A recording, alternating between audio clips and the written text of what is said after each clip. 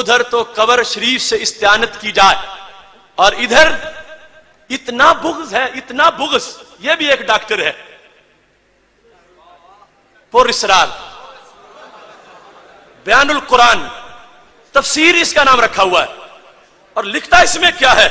وہ جو شعر ہے نا مشہور، خیرہ نہ کر سکا مجھے جلوہ دانش فرنگ، سرمہ ہے میری آنکھ کا خاک مدینہ و نجف. اب ہم جھوٹے ہیں، اس بندے نے لفظ مدینہ شعر سے کاٹ دیا، لفظ مدینہ بھی کاٹا، لفظ نجف بھی کاٹا، اور پھر ساتھ لکھا کہ میں جان کے کاٹ رہا ہوں. اتنی کچی توحید ہے کہ خطرہ پڑا ہوا اگر مدینہ کو مدینہ لکھا. اب دیکھو یہ ہے صفحہ 162 اور اس کی بیان القرآن حصہ اول، لکھا ہے خیرہ نہ کر سکا مجھے جلوہ دانش فرنگ، سرمہ ہے میری آنکھ خاک حجاز و حول قدس. کہتا ہے اس شعر کے دوسرے مصرے میں نے کچھ لفظی تصرف کیا ہے. اتنی بدبختی کہ جہاں مدینہ تھا کہ خاک مدینہ سے سمجھتا کہ شرک ضرور آ جائے گا، کہ خاک مدینہ کو اگر سرما کہا جائے تو سمجھتا ہے توحید کو خطرہ ہے، اور نجف کی خاک کو اگر سرما کہا جائے تو کہتا ہے توحید کو خطرہ ہے. اب بتاؤ ہم ان کا کیا کر سکتے ہیں؟ اتنے خطرات، اتنے خدشات، اور یہاں تک بات نہیں، برباد گلستان کرنے کو بس ایک ہی الو کافی تھا. ہر شاخ پہ الو بیٹھا ہو انجام گلستان کیا ہوگا. یہ میرے ہاتھ میں جو کتاب ہے یہ المکتب التعاونی للدعوت والارشاد، دورۃ منہج و دورۃ الحج، حج کا طریقہ اس میں سکھایا گیا سعودی حکومت کی طرف سے. اس سال جو بانٹی گئی ہے اس کے صفحہ نمبر 38 پر ایک بڑی ہی تنبیہ کی گئی ہے کہ یہ کام بالکل نہ کرنا، بچ جاؤ اس سے ورنہ تم مشرک ہو جاؤ گے. کیا لکھا ہے صفحہ نمبر 38 پہ؟ یہ لکھ دیا کہ اہم تنبیہ، قبر رسول صلی اللہ علیہ وسلم کو روزہ کہنا حدیث رسول علیہ السلام کی صریح خلاف ورزی ہے. قبر رسول صلی اللہ علیہ وسلم کو روزہ کہنا یہ دین ہے کوئی؟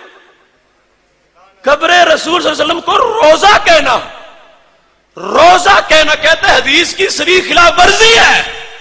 میں نے کہا کس دین کو تم نے سونگا؟ میرے نبی علیہ السلام تو فرماتے ہیں جس نے میرا کلمہ پڑھا اس کی قبر بھی روضۃ من ریاض الجنہ. جن کا خادم روزہ رکھے اس نبیوں کے سردار کی قبر کا عالم کیا ہوگا.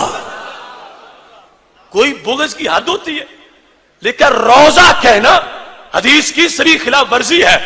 ادھر روزہ کہنے نہیں دیتے، ادھر تابعین رخسار رکھے ہوئے ہیں اور کہتے کیا ہے؟ استعنتو بقبر النبی صلی اللہ علیہ وسلم، میں نے رسول اللہ صلی اللہ علیہ وسلم کی قبر سے استعانت کی ہے.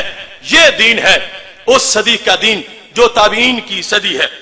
اب اس کے ساتھ یہ تہذیب التہذیب سے میں تمہیں اگلی حکمت اس کی ظاہر کرتا ہوں، چونکہ اب قبلہ شاہ صاحب تشریف فرمائے، میں مختصر اس کو آگے پہنچاتا ہوں. تہذیب التہذیب ابن حجر اسقلانی کی جلد نمبر 4، اس میں سارے محدثین کے پیر کا عمل ذکر کیا گیا. آپ سوچ رہے ہوں گے ان کا نام کیا ہے؟ ان کا نام امام ابو بکر بن خزیمہ ہے. امام ابو بکر بن، امام بخاری کے استاذ، امام بخاری کے 140 کتابوں کے مصنف ابن خزیمہ. 2 صدیوں کا عقیدہ میں نے بیان کیا، یہ 3ری صدی ہجری ہے. ان کی ولادت ہے 223 ہجری. میں صوفیاء کا غلام ہونے کے باوجود میں یہ محدثین کی طرف سے سندیں پیش کر رہا ہوں تاکہ وہ لوگ جو کہتے ہیں کہ ہم سند دیکھیں گے مانیں گے، تو یہ محدثین کے استاذ کا قول اور عمل میں پیش کر رہا ہوں. تصوف کی کتاب بڑی معتبر ہے، مگر جو بگوڑے ہیں تصوف کے اور کہتے ہیں نہیں نہیں ہمیں یہ سند دکھاؤ، تو یہ سند سامنے ہے. یہ کون ہے؟ 656 صفحہ ہے، جلد نمبر 4 ہے، تہذیب التہذیب ہے. اور اب مزے کی بات یہ ہے کہ سیدوں کے ایک امام کی قبر کا ذکر آیا ہے. اور سٹیج پر سید جلوہ افروز ہیں، انہی کی نسل پاک سے یہ کتنا مبارک عمل، کتنا مبارک عقیدہ۔ راوی ہے محمد بن معمل جو نیشہ پور کے امام تھے، وہ کہتے ہیں خرجنا ما امام اہل الحدیث، ہم اہل حدیث کے امام ابی بکر بن خزیمہ، ابو بکر بن خزیمہ کے ساتھ نکلے، وعدیلہ ہی ابی علی ثقفی، اور ان کے ہم پلہ امام ابو علی ثقفی کے ساتھ، ما جماعت من مشائخنا، سارے شیخ کٹھے ہو کے ہم نکلے الی زیارت قبر علی بن موسیٰ الرضا، امام علی بن موسیٰ الرضا بے توس میں ان کی قبر کی زیارت کے لیے ہم نکلے۔ اب یہ لفظ اہل حدیث سے کوئی غلط فہمی نہ اختیار کر لے، یہ آج کی نسل اس وقت تھی نہیں۔ اہل حدیث انہیں کہا جاتا ہے جو 140 جلد میں اس وقت کتاب لکھ رہے تھے اور امام تھے سارے حدیث والوں کے، یعنی جن کا شعبہ علم حدیث پڑھنا پڑھانا تھا، امام بخاری کے استاد، اس واسطے ان کو امام اہل حدیث کہا گیا، یعنی عقیدے میں سنی ہے اور شعبہ حدیث پڑھنا پڑھانا ہے اور اس میں کمال حاصل کیا ہوا ہے۔ اب یہ سارے محدثین کدھر گئے؟ الی زیارت قبر علی بن موسیٰ، حضرت امام علی رضا کی قبر پہ رحمہ اللہ تعالی۔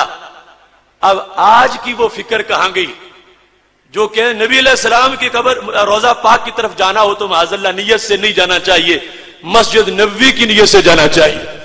میں پوچھتا ہوں جن کے پڑھائے ہوئے کو امام بخاری کہتے ہیں، اگر وہ بدعتی ہیں تو امام بخاری کیسے سچے ہوں گے؟ ابو بکر بن خزیمہ توس مسجد نبوی کے لیے نہیں گئے، توس میں بیت المقدس کے لیے نہیں گئے، توس میں مسجد حرام کے لیے نہیں گئے، توس میں حضرت امام علی رضا رحمہ اللہ تعالی کی قبر کی زیارت کے لیے گئے ہیں۔ لہذا جن لوگوں نے اس کو کہا کہ یہ معصیت کا سفر ہے تو نیا دین انہوں نے بنایا، ہمارا تو وہ ہے جو تیسری صدی میں بھی رائج تھا، تیسری صدی میں۔ اور پھر مزے کی بات یہ صرف گئے نہیں، وہاں جا کے کیا کیا ہے؟ آج جو نبی علیہ السلام کی جالی کے سامنے وہ بڑا نازک مقام جب ہوتا ہے، ہاتھ باندھ کے کھڑا ہو تو شرطے دھکے دیتے ہیں اور اس کا قبلہ سیدھا کرتے ہیں۔ انہوں نے نماز کے علاوہ دعا کا بھی قبلہ بنایا ہوا ہے کہ دعا ادھر مانگو، ادھر منہ نہ کرو، ہاتھ نہیں باندھ دیتے کہ یہ تضرع ہے، تضرع ناجائز ہے۔ پوچھو امام ابو بکر بن خزیمہ سے کیا کیا انہوں نے۔ امام محمد بن معمل کہتے ہیں یہ انہوں نے کیا تھا، کہتے ہیں رأیتو من تعظیم ہی یعنی ابن خزیمہ لتلک البکا وتواضعہ لہا وتضرعہ عندہا ما تحیرنا۔